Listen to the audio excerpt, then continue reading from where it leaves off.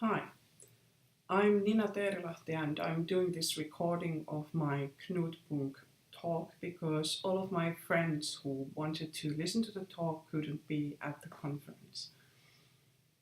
So I will talk to you about the freak show larp. First, I will read you the intro speech from the movie Freaks, which was released in 1932.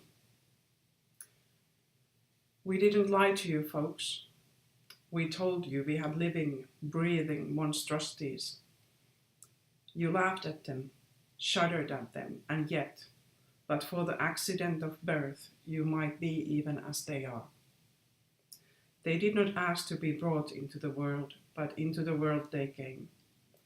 Their code is a law unto themselves. Offend one, and you offend them all. When the movie Freaks came out in the early 30s, the time of freakery was at its end. Instead of human wonders and entertainments, the freaks were being declared sick and, in many cases, institutionalized.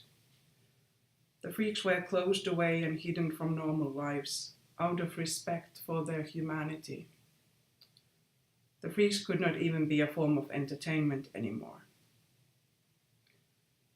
I don't mean to say that there wasn't a lot of abuse in the craft of freakery, but the next option of handling otherness in a society, locking it away, hide it from sight, was not that great either. When the freaks came out, it caused an outrage. In the movie, the circus freaks were played by actual freak performers with real deformities, one of the last still performing in the United States. Looking at real freaks, or telling a story where real freaks were the main actors, was considered fit only to a sick mind. Harrison's Reports, an influential movie review magazine of the time, wrote, "Anyone who considers this entertainment should be placed in the pathological ward in some hospital." The film was thought to be exploitative, though the freak performers participated out of free will. For the mentally handicapped ones, free will can of course be debated. The Freaks was banned in several countries and it is still thought to be exploitative by many. You can watch the full movie in YouTube and decide for yourselves. I'll put the link in the description. I did a LARP about Freaks.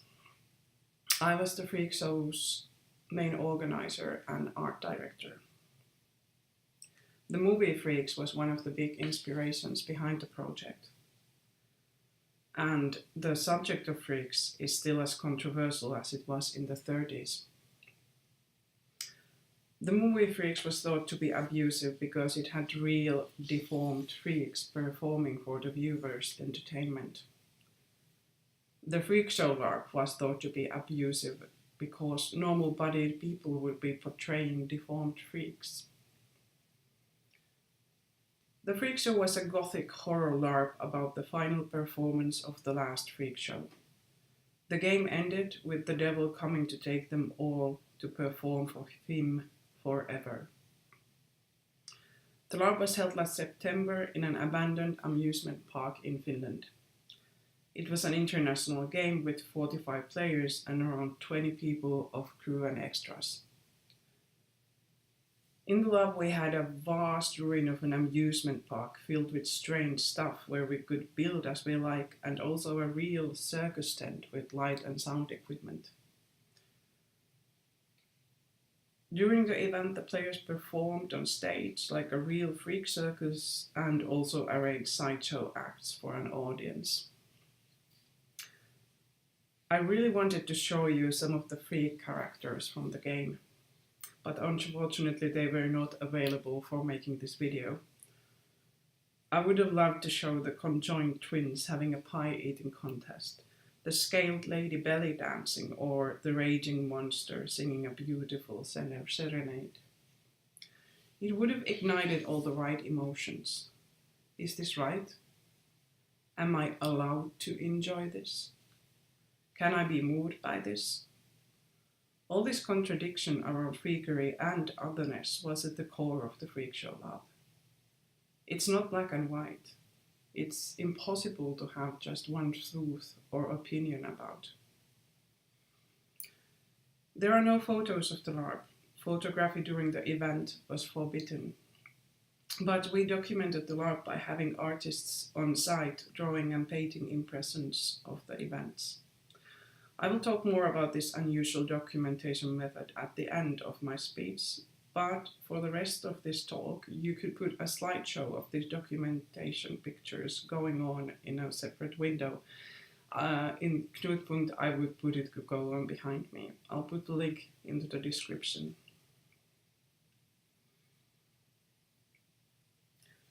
The freak show happened because in November 2016 I broke into the abandoned Vasalandia amusement park with my friend.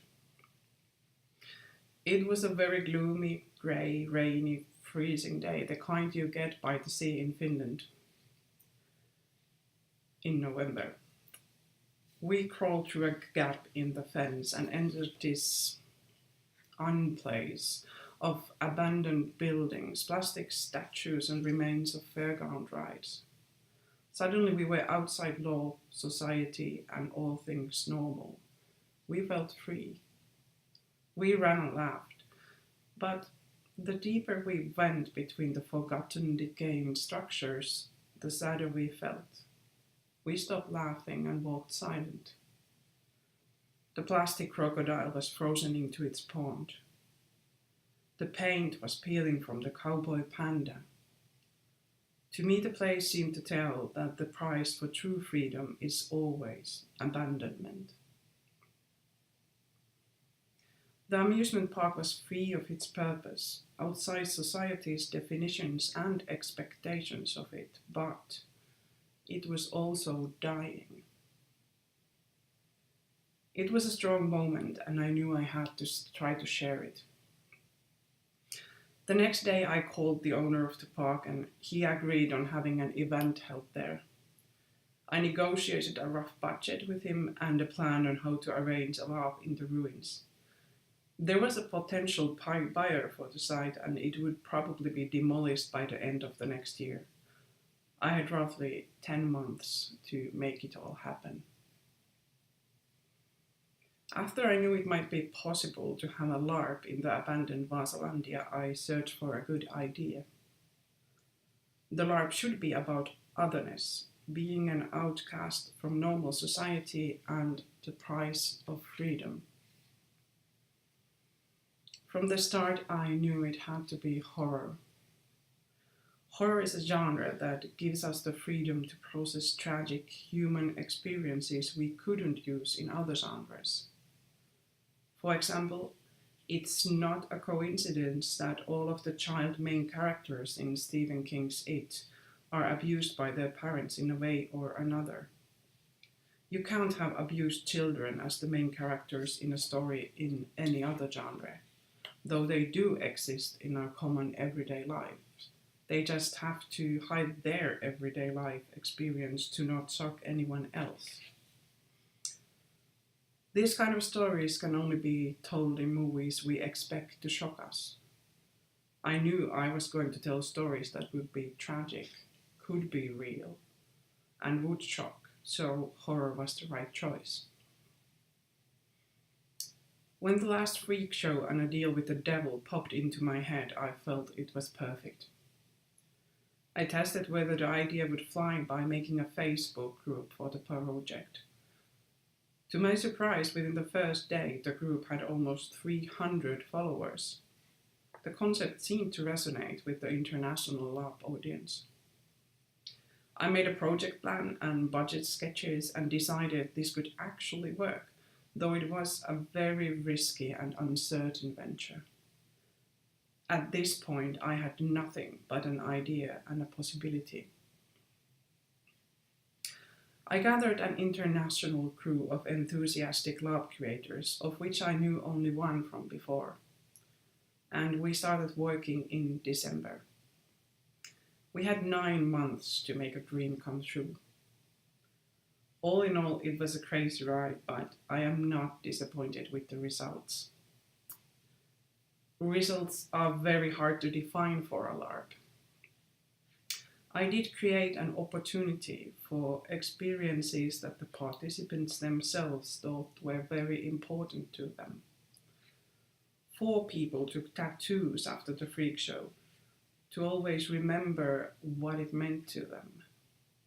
I still don't know what to think about that. To me, it seems huge.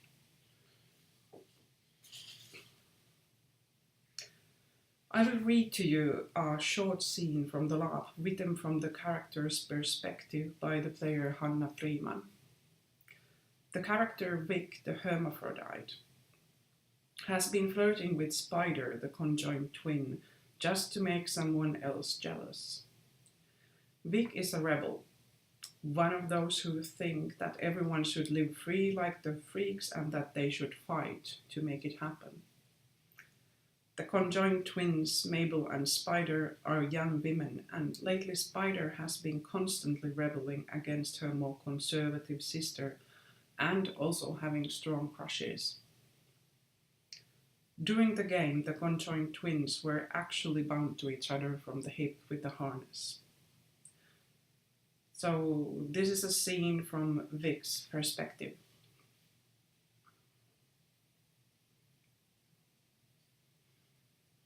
I keep falling to my dark emptiness.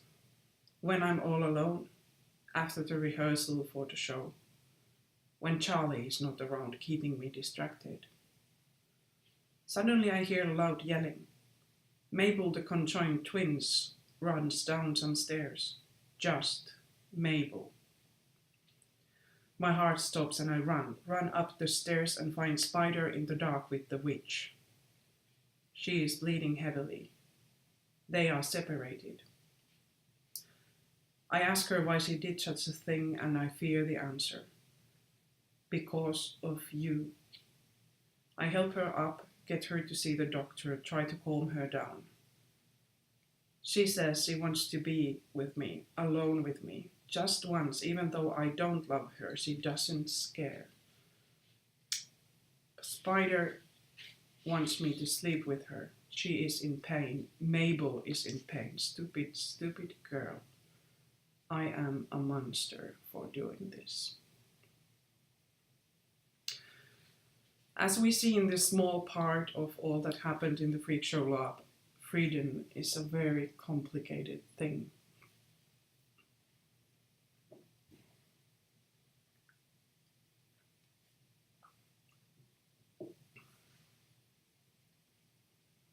Just like the movie Freaks in the 30s, the Freak Show Lab caused an outrage. Though in our case the harsh reception happened before the event and not after it. When we released the concept and started marketing the lab, we were faced with a lot of criticism and even hate in social media. To me, the reaction revealed an issue which I really need to talk about. After releasing the concept of the lab, we were demanded proof that we would treat the subject of being a freak and disability with respect. Saying that we would do just that had no meaning at all. Promises don't matter, you need proof. We were even demanded to prove our own connection to being a freak and otherness. These demands to prove our capability as creators by losing our own privacy were offensive. But by the demanders, they seemed appropriate. I guess some LARPs where minority members openly do a LARP about their own minority have set a standard on how these things should be handled in the scene.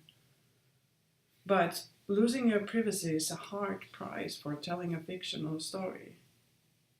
Should you come publicly out as a transgender person, for example, to be allowed to create a chamber LARP of trans teenagers? Really? We did respond to all criticism, but not the demands. We protected our right to privacy.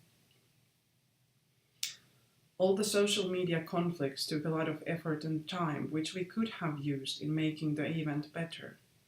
If we would have been less strong and self-secure people, we might have been scared out of doing the event at all. Very few of the conversations that followed were actually helpful or gave us any more insight. We had done research and we had personal connections to disability and otherness. We just didn't agree to make them public to prove our right to create this story. I sincerely wish that we as a community would be more supportive towards LARP creators in social media. If only people who are in the margin are allowed to create stories of themselves, those stories won't get told enough. We don't want stories about minorities to be a minority. I wish we could consider LARPs to be done with taste and respect unless proven otherwise, not attack them and be sure of their disrespect and harmfulness just because of their subject. I believe we are losing LARPs on important themes and issues because of this harsh criticism and these demands to prove yourself publicly before you have even created your LARP. I think many great stories aren't being told because people are afraid. We won't have real variety in LARP stories unless we give organizers support or at least the freedom to create without being attacked.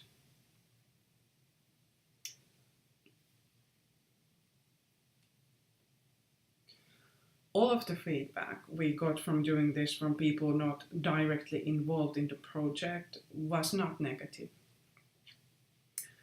We rented the old circus tent with its light and sound systems from a real small Finnish circus. The day before the game, I was watching them set it up in Vasalandia. The Moroccan twins, who were also acrobats in the circus, were climbing the poles to take the ropes up to start to lift the roof. I watched them work in perfect unison beside the old tent master who had traveled for decades with this tent. He never told me his name, he just called himself the tent monkey. He was having a cigarette and barking an order or another at times to the Moroccans. I said to him, "It feels funny to have real circus people around as we are just going to pretend to be a circus for a while." Suddenly he looked at me very serious, almost moved. Something shined behind his grey eyes. He said, "I don't think it's funny at all. You're not just playing." I was confused but moved. He struck a chord. He continued, "That the idea of circus has inspired you to do this, that is truly beautiful." In that moment I held back tears. I'm sure he noticed. The old carny just smiled and took another drag of his cigarette. Now, this is a good point to discuss the casting method we used. We designed a casting based solely on motivation and nothing else.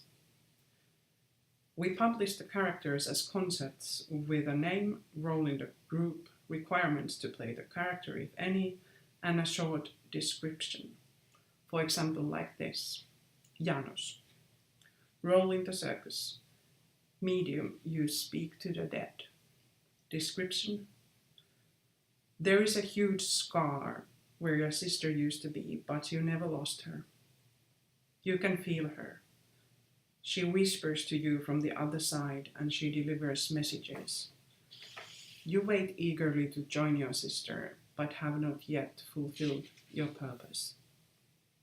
Requirements: a huge scar where your sister was attached to you and acting as a medium in the LARP. The players applied to the game by writing a motivation letter to their first choice of character. We asked them to develop the character further and to describe their motivation to play the LARP and send us a free-form text about this. After the sign-up closed, we did a blind casting by reading the letters without any other info. Each of 6 organizers gave them a score from 1 to 3. The ones that got the highest scores got in.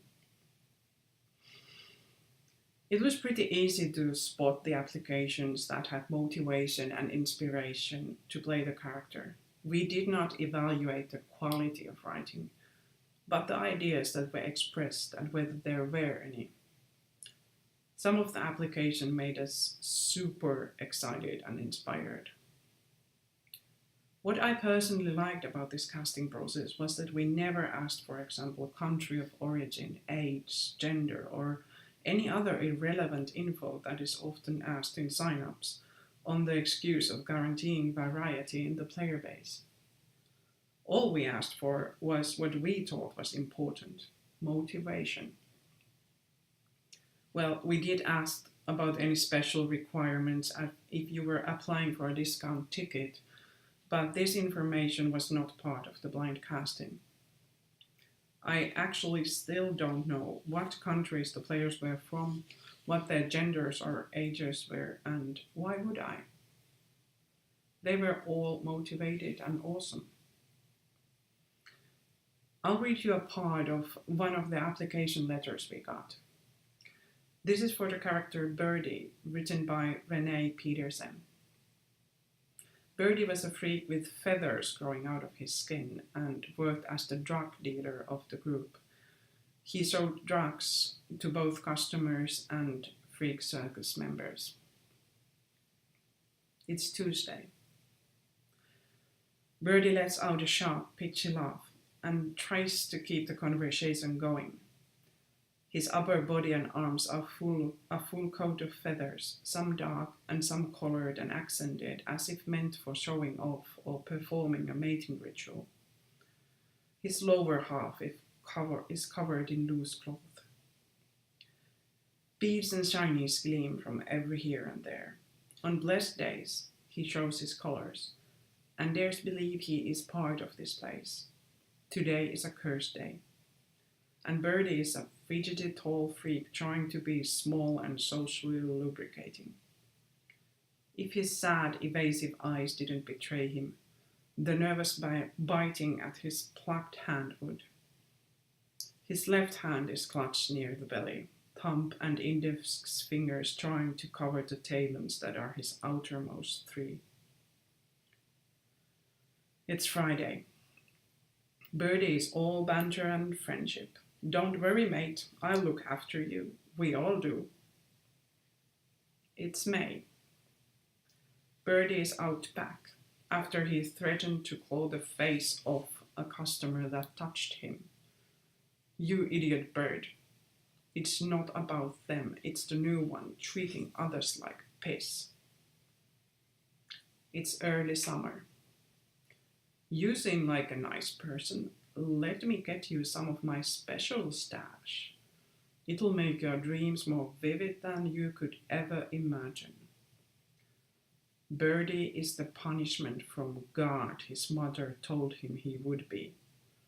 But it's all for the greater good, and the new guy had it coming.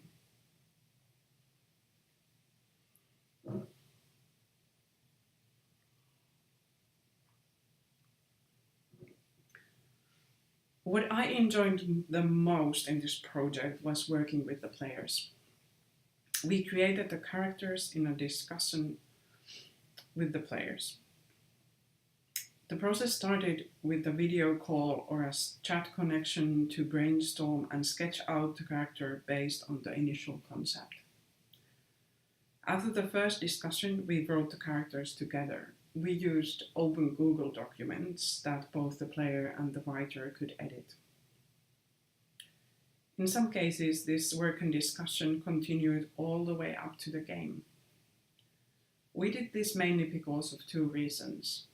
We wanted to make sure that otherness, which is a very difficult subject, is treated with respect. And we wanted to include players in the creation process as much as we could. You can't really force difficult themes on anyone. The experience and research has to start from personal motivation. We needed to find out what each player's motivation was, what aspects of otherness they wanted to explore. This wouldn't be very difficult without an open discussion. Just like the sign-up process, creating motivation was the most important goal in character creation. Working closely with players was very inspiring, and I enjoyed it throughout the project. The participants we had in Freakshow were incredible and created an amazing experience. All of the characters ended up so much better and deeper than we could have done by ourselves. Deducting from the previously mentioned social media outrage, the subject of the Freakshow was exceptional. We told a story about otherness and being an outcast from society and used disability as a tool. Being a freak, outside normal, still exists and touches many people. The boundaries and issues are real, though the world we created to study them was far more unaccepting than ours. In Freakshow, every character was a freak. Every one of them had a strong reason to choose the hard life on the road as a hated outcast. All of them weren't freaks visibly, some were different in other ways. All were unable to fit into normal society. We created a variety of otherness for the Freakshow Lab and also of attitudes towards being a freak and the normal society. We hoped that this texture of different aspects and emotions would give plenty of material to research the subject inside the game. Still, the players who played characters that had a clear physical, tangible handicap got the most intense play on otherness. I'm going to present to you a few characters and what aspects of otherness they are built around. I think this will open a bit how we approach the complicated subject.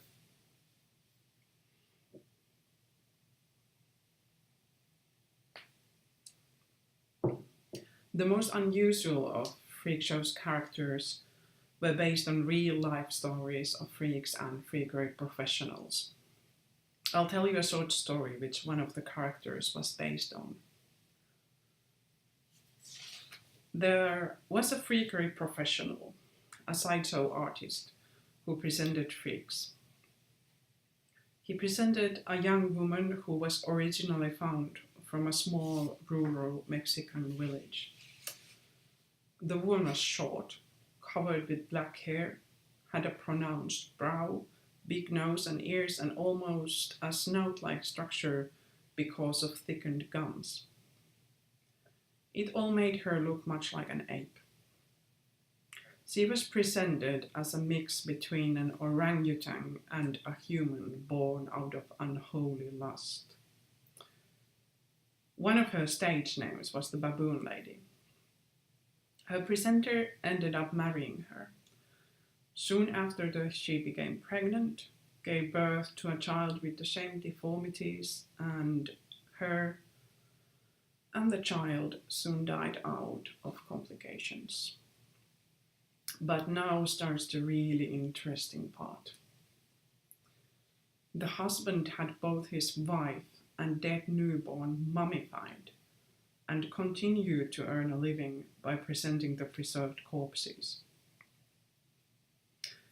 We have no real information on why this happened, and it's easy to judge, but I think the truth is more complex.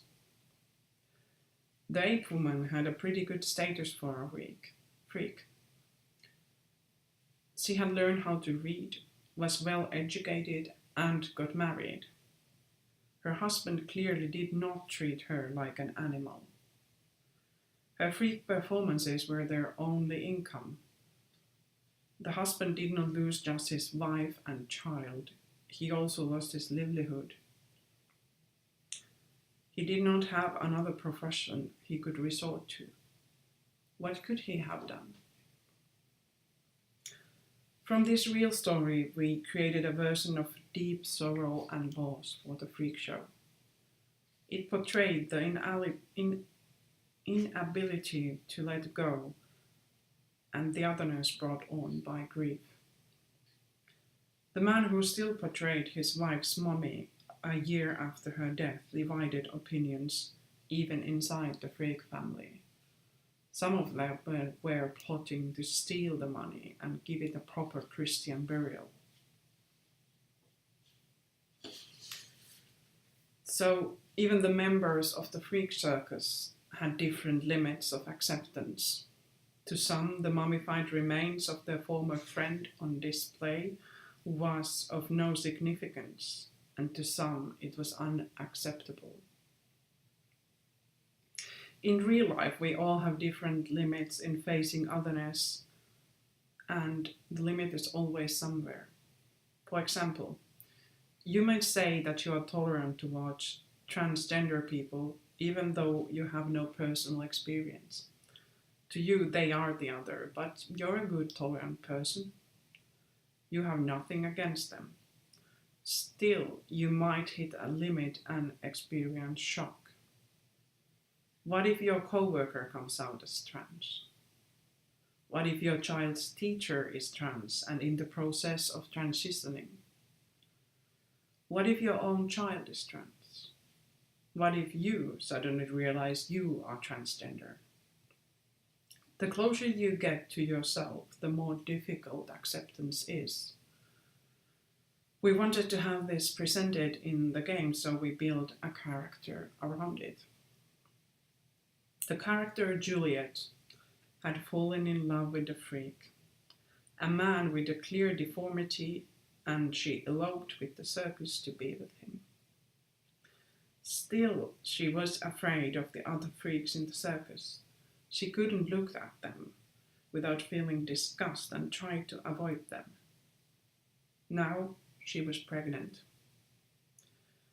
She was even more mortally afraid of the other freaks and that her child would be a freak. She couldn't look at the others without seeing their deformities on her unborn child. During the larp, Juliet had to confront her lover about this fear, this limit of acceptance. She loved him, but was afraid that her child might be like him. We also portrayed different attitudes towards the conflict between normal society and the freak outcasts. Some just tried to survive and thought most of the normies were victims of the society just like them. Some characters wished that they could be normal and let back into society to live a normal life. Some thought that the more free way of living as a freak was the right choice and wanted to destroy the society. There was a group of freak pride-infused rebels who did what they could to change the normals and break the power structure.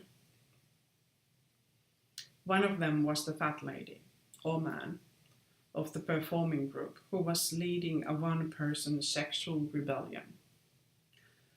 Their way of changing the world was to show visitors such unimaginable, out-of-the-norm pleasures that it would change their life. The fat lady, or man, left a trail of burning, smoking hearts that would, in time, swallow the world.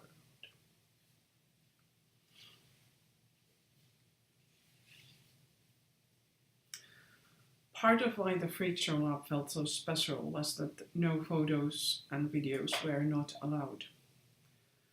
This was partially an aesthetic choice and partially to protect us and the players because of the controversial subject. We used a group of artists to document the freak show by drawing and painting, and you probably have been watching at the results all this while. The artists were woven into the world of the larp by making them a meta technique to represent the feeling of the end of times. In the game world, the artists were watcher spirits, that came to document the events when all is ending. They had black shrouds that hid their features. They looked a bit like the Nazgul.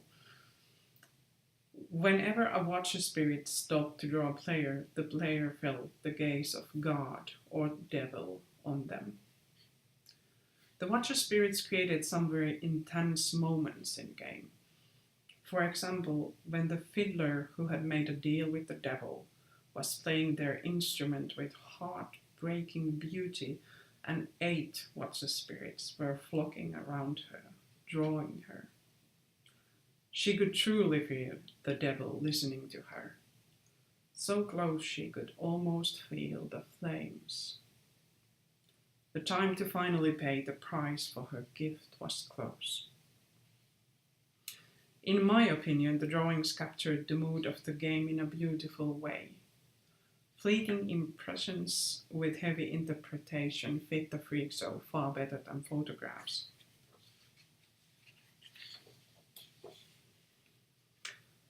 The freak show larp ended with the leader of the circus singing "The show must go on" as the devil entered the tent and slowly spread his huge wings behind her. The lights turned red, and her singing became more desperate. Her voice started to break, and the screams of tormented souls in hell started to sound through the music. When the last notes faded, we cut to black, and all was gone forever. That is all. If you want to talk to me about this, don't hesitate to contact me via email or Facebook. I'll put links to more information and me to the description.